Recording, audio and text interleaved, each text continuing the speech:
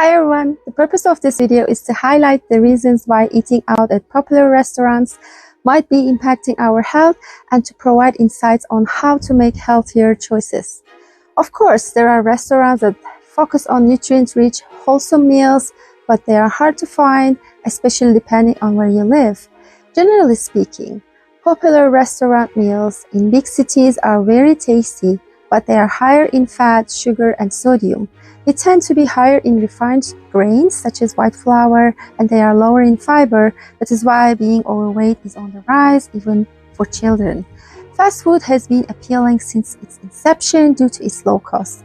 A full meal at a fast food restaurant is considerably cheaper and a lot faster than all other dining options, a fact that these companies capitalize on by frequently promoting deals that entice their customers with their dollar amount instead of real nutritional value.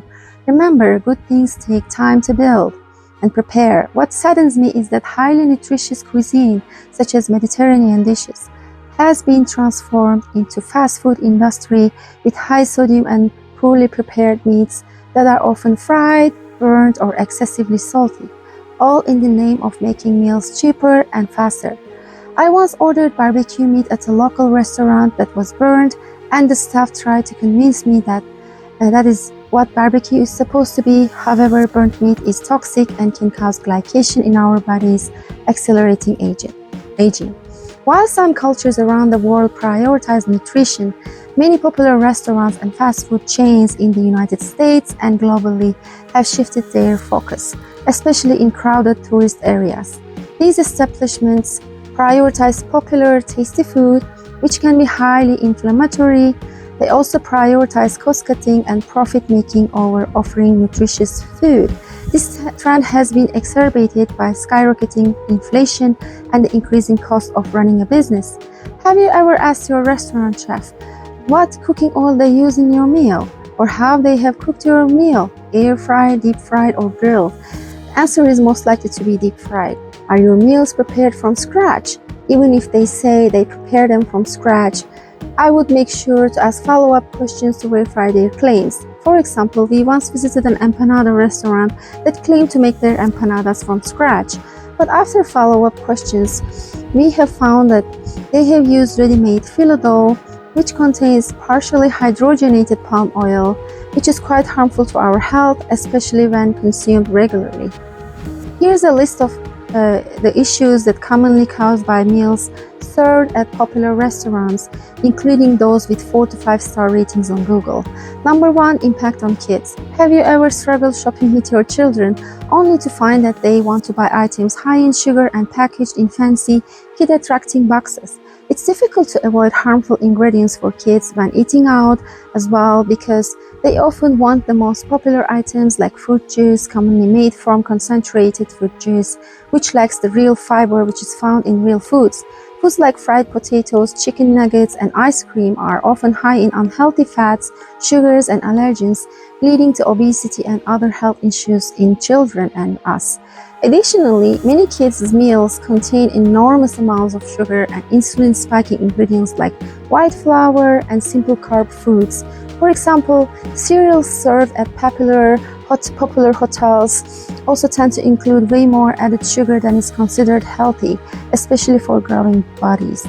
Most cereals marketed to children also include partially hydrogenated oils, coloring agents, high fructose corn syrup, highly processed cornmeal, or artificial flavorings. Why? These cause energy crashes, weight gain, and long-term health problems like insulin resistance and diabetes. Number 2, use of unhealthy oils. Most restaurants use cheaper oils such as seed oils instead of healthier options like olive oil, coconut oil, ghee, or avocado oil to cut costs and to provide a tasty texture when also hydrogenated. Seed oils are highly processed, refined, and industrialized vegetable oils. These seed or vegetable oils can cause inflammation and skew our omega-6 to omega-3 fatty acid balance. Omega-6 fatty acids are found in seed oils, especially linoleic acid, which can be inflammatory when consumed in excess. An imbalance in the omega-3 to omega-6 ratio has been linked to inflammatory, cardiovascular, skin, and mental disorders. Chronic inflammation is one of the leading causes of cancer. Extra virgin olive oil is a lot healthier but more expensive, so restaurants do not typically use it as part of cost cutting and profit making. Also, olive oil shouldn't be overheated as it loses nutritional value and can produce harmful compounds. Hence, deep fried foods cannot be made with highly nutritious oils. I only use olive oil in my air fryer and in my other homemade dishes. Unfortunately, restaurants prefer deep frying over air frying to cut production time and to provide tasty food instead of healthier alternatives. Deep fryers work by submerging the food in batches of oil to make it crispy, while air fryers use a small amount of oil and airflow to cook the food, requiring more real estate to cook the same amount of food. Number 3, use of cheap ingredients such as high fructose corn syrup or aluminum-added baking ingredients. Restaurants often use popular brands that has high fructose corn syrup in ketchups, condiments, jams, and syrups because it's cheaper and sweeter than sugar. High fructose corn syrup is linked to obesity, diabetes, and other metabolic disorders, making it even worse than regular sugar. Did you know that table sugar is more expensive than high fructose corn syrup? And they are not even using table sugar to sweeten our food. This deeply saddens me. I have begun to think that if food is mass-produced and highly processed, widely available, it's probably not the healthiest option. Baking powders often contain an acidifying agent such as cream of tartar or an aluminum-based acid to react with baking soda and create carbon dioxide gas. This gas helps baked goods rise and become light and fluffy. Sodium aluminum phosphate and sodium aluminum sulfate are examples of aluminum-based acids that can be used in baking powders. Indeed, aluminum can rapidly enter the brain, and its accumulation in the brain has been associated with neurodegenerative disease such as Alzheimer's disease, dementia, Parkinson's disease, etc. I have linked the references to these findings below. To avoid aluminum in baking powder, you can check the ingredient list or look for aluminum-free varieties, but in restaurants we have no clue what kind of baking powder was used, especially in the pancakes. Some say that aluminum-free baking soda can also result in lighter, fluffier baked goods with a more neutral taste, but you need to be consciously buying those baking powders such as me. Number 4, high sodium levels. Restaurant meals are often high in sodium, contributing to high blood pressure, cardiovascular issues, and kidney problems, even in healthy individuals. Excessive sodium intake can cause water retention and bone loss. Number 5, excessive portion sizes. Restaurants serve oversized portions, especially high-protein dishes like 3-egg omelets loaded with cheese and processed meats, or sushi plates full of fish, which is great. However, overeating protein can strain the kidneys and lead to weight gain and other health problems. For one meal, we need to make sure that half of what we are eating is vegetables and fruits, about a quarter is lean protein, and the remaining quarter is grains, preferably whole grains. Number 6, hidden ingredients. It's hard to know exactly what goes into restaurant dishes. Many restaurants use partially or fully hydrogenated oils, monosodium glutamate, and genetically modified organisms in ingredients to enhance flavor and reduce costs, which can cause inflammation and other health issues over time, while not providing meaningful nutrition.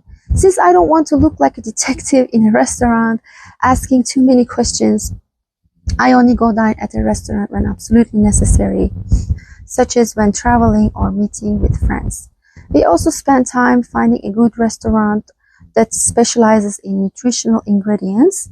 Number 7, cost versus quality. With inflation, eating out has become expensive, and often the quality of ingredients doesn't justify the cost we are paying. We might end up paying a lot for meals that are less nutritious than homemade ones. We have noticed that the quality of ingredients has decreased while prices for empty calorie foods have increased significantly, which is due to skyrocketing inflation. For me, efficiency is very, very important. I have found that as a family of 4, hiring someone to cook our food at home costs about the same as eating out.